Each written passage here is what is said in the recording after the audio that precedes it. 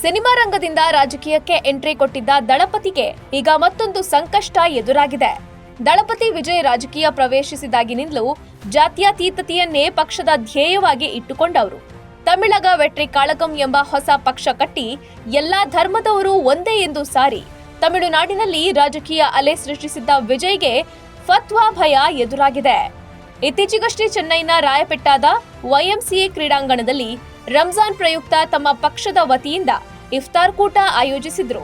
ಆದ್ರೆ ಈ ಭೋಜನ ಕೂಟದ ವಿರುದ್ಧ ಅಖಿಲ ಭಾರತ ಮುಸ್ಲಿಂ ಜಮಾತ್ ರಾಷ್ಟ್ರೀಯ ಅಧ್ಯಕ್ಷ ಮೌಲಾನಾ ಶಹಾಬುದ್ದೀನ್ ರಜ್ವಿ ಕಿಡಿಕಾರಿದ್ದಾರೆ. ಮುಸ್ಲಿಮರು ವಿಜಯ್ ಅವರಿಂದ ದೂರ ಇರಬೇಕೆಂದು ದಳಪತಿ ವಿರುದ್ಧ ಫತ್ವಾ ಹೊರಡಿಸಿದ್ದಾರೆ. ದಳಪತಿ ವಿಜಯ್ ಆಯೋಜಿಸಿದ್ದ ಇಫ್ತಾರ್ ಕೂಟದ ಬಗ್ಗೆ ಮಾತನಾಡಿದ ಶಹಾಬುದ್ದೀನ್ ರಜ್ವಿ, ದಿ ಬೀಸ್ಟ್ ಸಿನಿಮಾದಲ್ಲಿ ಮುಸ್ಲಿಮರನ್ನ ರಾಕ್ಷಸರಂತೆ ಬಿಂಬಿಸಿದ್ದ ನಟ ವಿಜಯ್ ಮುಸ್ಲಿಮರ ಪರ ಇಲ್ಲ, ಕೇವಲ ರಾಜಕೀಯಕ್ಕಾಗಿ ಮುಸ್ಲಿಂ ತುಷ್ಟೀಕರಣವನ್ನ ಮಾಡ್ತಿದ್ದಾರೆ ಅಂತ ವಿಜಯ್ ವಿರುದ್ಧ ಕೆಂಡಕಾರಿದ್ದಾರೆ.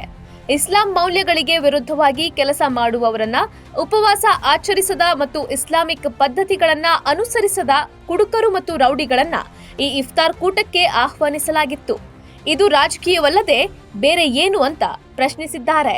ಈ ವ್ಯಕ್ತಿ ಕೇವಲ ರಾಜಕೀಯ ಲಾಭ ಹುಡುಕುವವನು, ಮತಕ್ಕಾಗಿ ಏನ್ ಬೇಕಾದ್ರೂ ಮಾಡ್ತಾನೆ ಅಂತ ಹೇಳಿಕೆ ನೀಡಿದ್ದಾರೆ. ವಿಜಯ್ ದಳಪತಿ ಎರಡು ಮುಖದ ವ್ಯಕ್ತಿ, ಈತನಿಂದ ದೂರ ಇರಿ ಅಂತ ಮೌಲಾನಾ ಶಹಾಬುದ್ದೀನ್ ರಜ್ವಿ ಫತ್ವಾ ಜಾರಿ ಮಾಡಿದ್ದಾರೆ.